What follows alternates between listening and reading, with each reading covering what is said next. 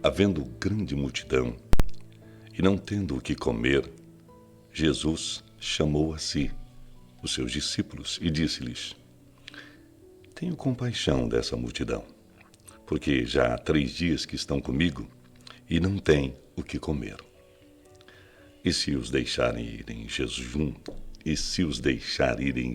para suas casas, desfalecerão no caminho, porque alguns deles vieram de longe. E os seus discípulos responderam-lhe: De onde poderá alguém satisfazê-los de pão aqui no deserto? E perguntou-lhes: Quantos pães tendes? E disseram-lhe: 7. E ordenou à multidão que se assentasse no chão. E tomando os 7 pães e, tendo dado graças, partiu-os e deu-os aos seus discípulos para que os pusessem diante deles. E puseram-nos diante da multidão. Tinham também alguns peixinhos, e tendo dado graças, ordenou também que lhe os pusessem diante.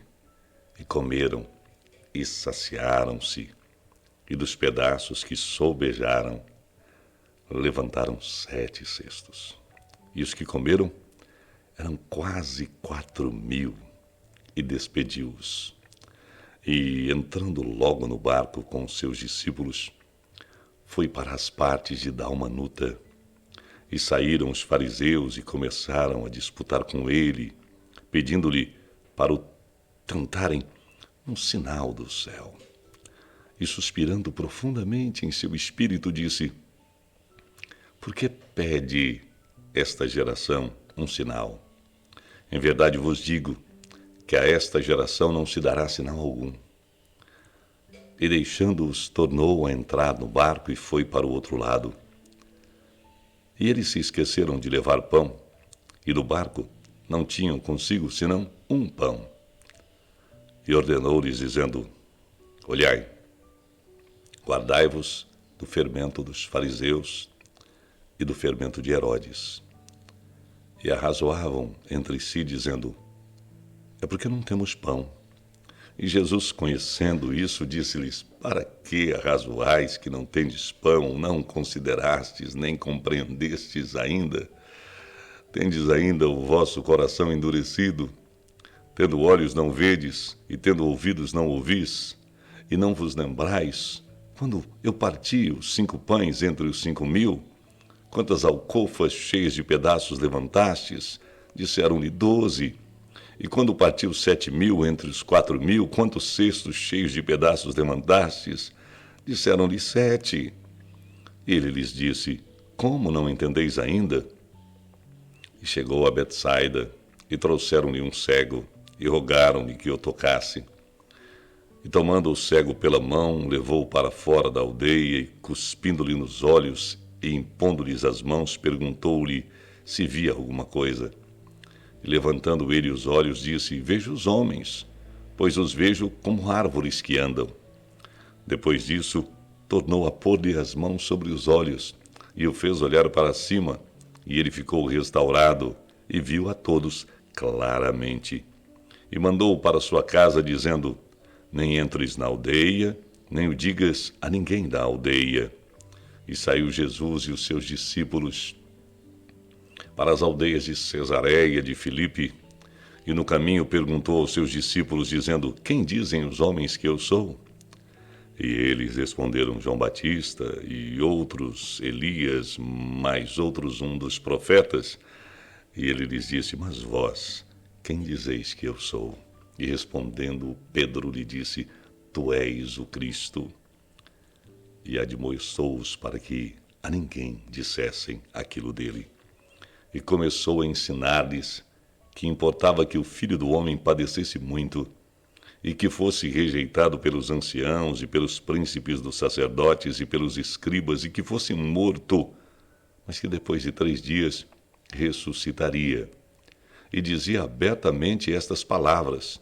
E Pedro tomou-o à parte e começou a repreendê-lo.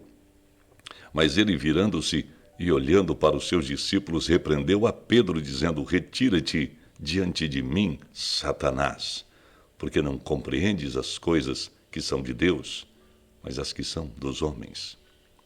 E chamando a si a multidão com seus discípulos, disse-lhes: Se alguém quiser vir após mim, negue-se a si mesmo e tome a sua cruz e siga-me. Porque qualquer que quiser salvar a sua vida, perdê-la-á. Mas qualquer que perder a sua vida por amor de mim e do Evangelho, esse a salvará. Pois que aproveitaria o homem ganhar o mundo inteiro e perder a sua alma? Ou que daria o homem pelo resgate da sua alma? Porquanto qualquer que dentre esta geração adúltera e pecadora se envergonhar de mim e das minhas palavras, também o Filho do Homem se envergonhará dele quando vier na glória de seu Pai com seus santos anjos. Louvado seja o nome do Senhor. Que capítulo maravilhoso do livro de Marcos nós temos aqui. A gente vê logo de cara a segunda multiplicação de pães que Jesus realizou. Ele se negando a realizar um sinal, um milagre, somente para satisfazer os fariseus. Um sermão dele alertando a seus discípulos sobre o perigo do fermento que se espalha e cresce sem ser percebido, falando da corrupção e do pecado, a cura de um cego em Betsaida e uma pergunta profunda que Jesus faz àqueles mais próximos, recebendo uma revelação surpreendente de Simão: Tu és o Cristo, louvado seja o nome do Senhor. E aqui em Marcos, nesse capítulo de número 8, pela primeira vez, ele cita a sua morte e repreende Satanás em seus discípulos. Que capítulo maravilhoso, que capítulo lindo, lindo, lindo. Quando ele alimenta os 4.000, é algo extraordinário. Quando ele multiplica aqueles pães, quando ele multiplica aqueles peixes, dizendo: olha, essa população que está aqui está comigo há 3 dias, eu não vou deixá-los ir embora com fome. Aqui ele fala ao meu coração, e ao seu coração eu creio que ele também vai falar agora. Hoje, nesse momento, calma. Eu vou dar um jeito nessa fome que você tem. Qual é a fome que você tem? O que te deixa faminto, triste, e o que faria você ficar alegre, feliz? Eu não estou perguntando nem mesmo a sua orientação sexual, se você é homem, se você é mulher, se você é jovem, se você é criança, adolescente ou velho. Não estou perguntando quanto você ganha. Não é isso. Se você é mais gordinho, mais magrinho. Não, não. Não estou perguntando a sua profissão, o seu passado, se foi um passado digno, equilibrado, tranquilo, retinho, ou se foi cheio de altos e baixos, ou às vezes sempre lá embaixo.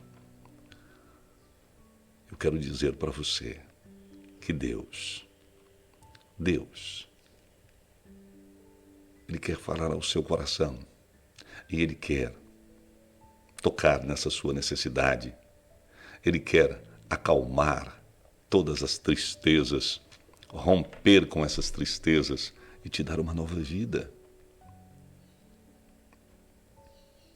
Você precisa, minha amiga, meu amigo, se aproximar de Jesus, mas se aproximar mesmo, por inteiro, revelar tudo, abrir o coração. A Bíblia diz no Antigo Testamento, rasgar o coração, ou seja, mostrar as entranhas. Louvado seja o nome do Senhor. Louvado seja o nome do Senhor. Louvado seja o nome do Senhor.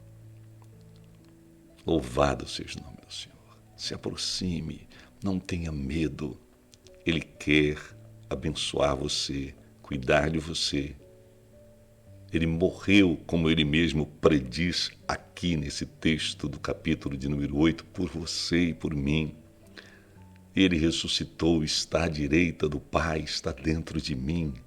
E se você ainda não o tem dentro de si, é só resolver ser curado completamente. Existem pessoas que ficam só naquela primeira fase.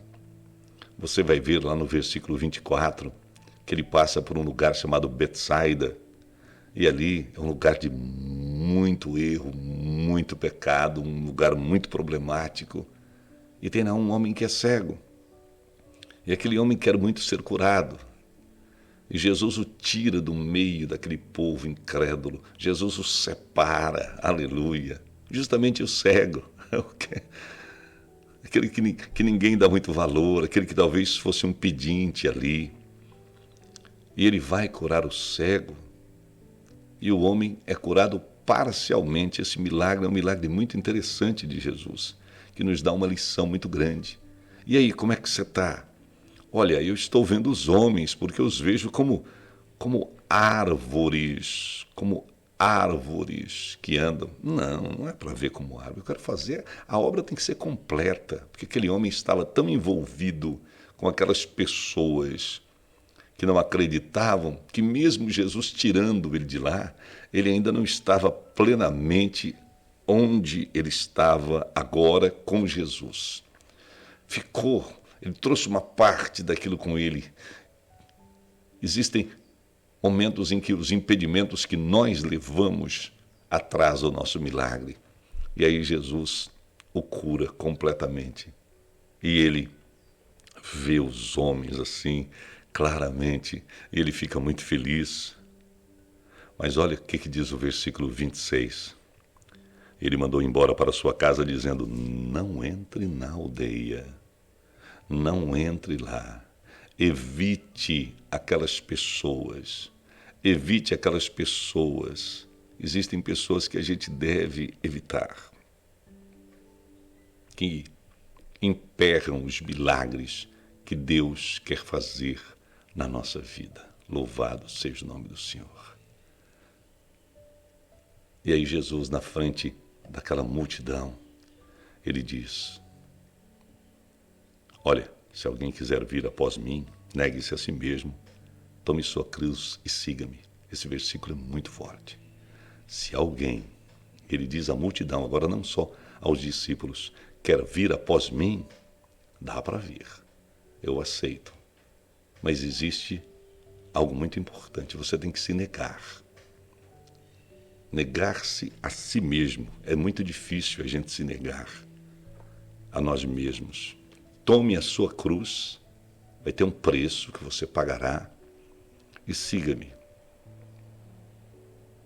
O tipo de Messias que Jesus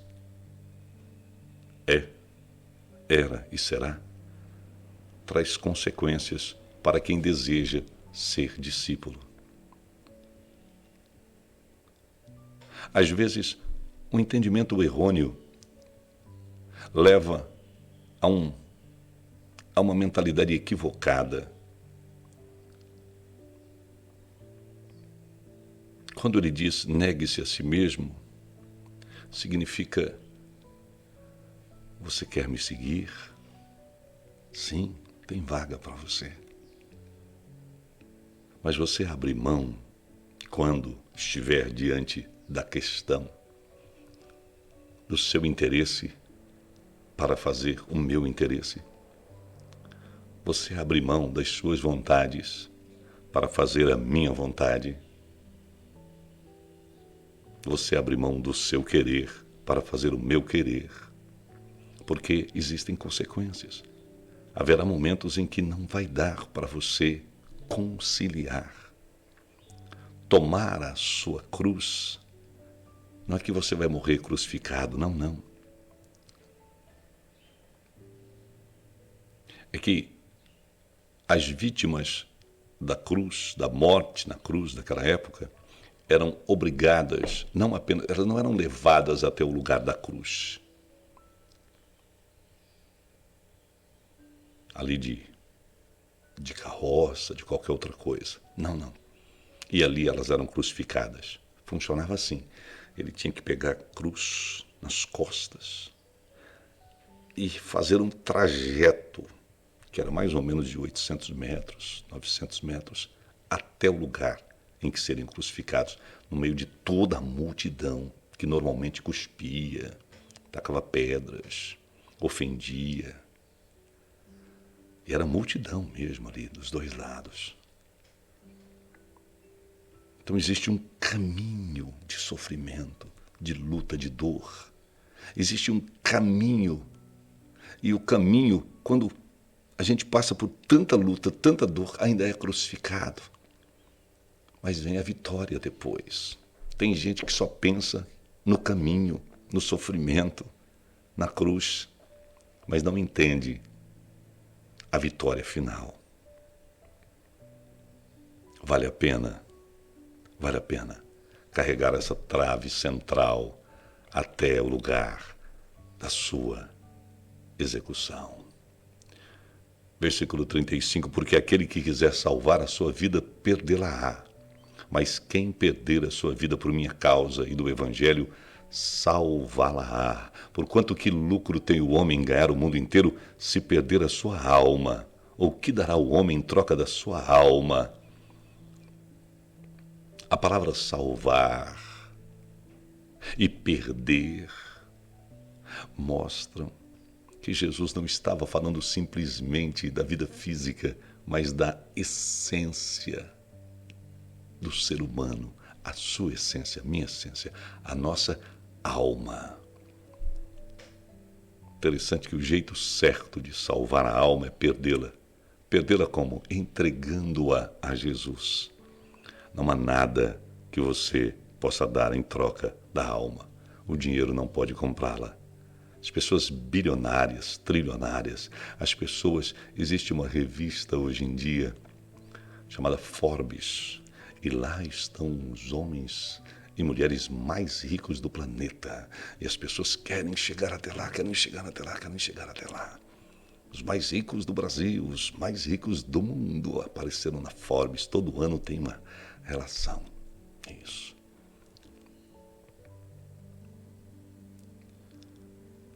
Agora, lá no Apocalipse, existe um livro. E esse livro tem o nome das pessoas que são salvas. Esse é o livro em que é necessário estar o meu nome e o seu nome. O seu nome e o meu nome e o nosso nome. Porque essa geração lá, Jesus nomina. Versículo 38, porquanto qualquer que entre esta geração adúltera e pecadora se envergonhar de mim, das minhas palavras, também dele se envergonhará o Filho do Homem, quando vier na glória de seu Pai com os santos anjos. As pessoas que rejeitam Jesus e que hoje são chamadas por esse Jesus, que gritam os ouvidos dos seus corações para que se arrependam e venham, e rejeitam e preferem estar nas revistas que eu acabei de dizer e outras mais, um dia serão rejeitadas pelo Jesus que rejeitaram. E não é o seu caso nem o meu, e nem será da nossa família, porque nós negamos a nós mesmos e carregamos essa cruz no calvário da vida, sabedores de que o sacrifício vale a pena. Aleluia, aleluia, aleluia, aleluia, aleluia. Jesus realizou milagres e continua realizando. Jesus faz milagres àqueles, às vezes, que não pedem os milagres e nega-se a fazer os milagres aos fariseus. Mas aprofunda nesse capítulo os ensinos e questionamentos aos seus discípulos a fim de identificar se os seus ensinamentos estavam penetrando em seus corações. Jesus quer levar hoje você e a mim a refletir, a desenvolver a mente e a falar com as nossas próprias palavras acerca do que Jesus fez em nossa vida. ao citar a sua morte nesse capítulo 8, ele descobre que aqueles a quem ele havia escolhido não estavam prontos ainda e que a ideia da missão do Messias estava distorcida em seus pensamentos quando Pedro fala, não, não, não. E ele repreende Pedro. Jesus ensina o peso da escolha em segui-lo, deixando claro a renúncia necessária. No próximo capítulo, você vai ver que houve um crescimento na vida dos seus discípulos. E eu espero que a partir desse momento, eu e você também tenhamos um crescimento espiritual maravilhoso. Amém? Senhor Jesus, obrigado por esse ensino. Ajude-nos, Senhor, a renunciar a nós mesmos, a negarmos a nós mesmos, tendo-o como Senhor da nossa vida, das nossas vontades. Carregamos a nossa cruz, Senhor, no calvário dessa vida, vencendo cada centímetro, cada milímetro, com alegria no coração, com todas as perseguições, porque sabemos que o Senhor está cuidando e dando paz, provisão e proteção às nossas almas. Amém. Bom dia, Deus te abençoe e até amanhã.